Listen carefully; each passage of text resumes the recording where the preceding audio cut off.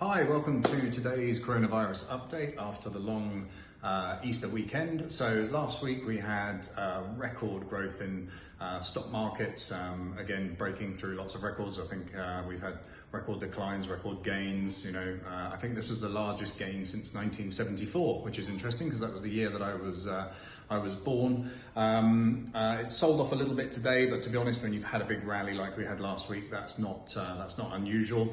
OPEC Plus did a deal, so that's given a bit of a floor in the price for oil. So oil is now starting to recover, and I think the biggest recovery in oil will come when economies start to unlock. And I think this is the narrative to look at from now on. Basically, Italy's official lockdown finished today, but they're not obviously unlocking. They're slowly releasing people into the wild.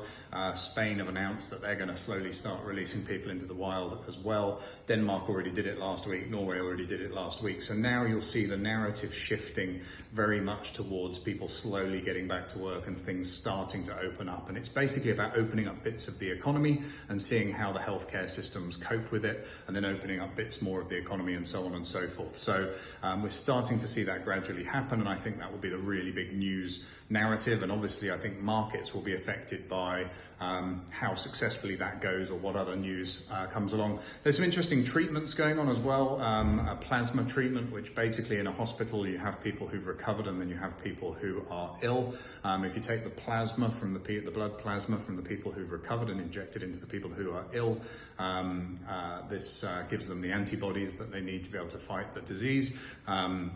They're already experimenting on a very small scale with this treatment, but this could become quite a widespread treatment, and certainly looks like one of the interesting ones to follow. In really, really important stuff, toilet roll manufacturers have basically tripled their output and are now able to produce enough toilet roll for everybody, so that's a massive relief.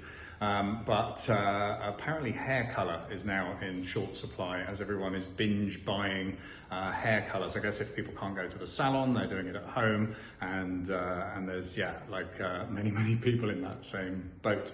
So just silly things, but let's see how the rest of this week goes. Some of the markets like Hong Kong, Australia and the UK are closed today because they have an extra public holiday. So I think the rest of this week will be very interesting to see how things start to pan out. But like I say, the narrative now is very much shifting to when people are getting back to work and how many people are coming back to work and what bits of the economy people are going to experiment with opening up first. So it'll be really interesting to see how that starts to progress.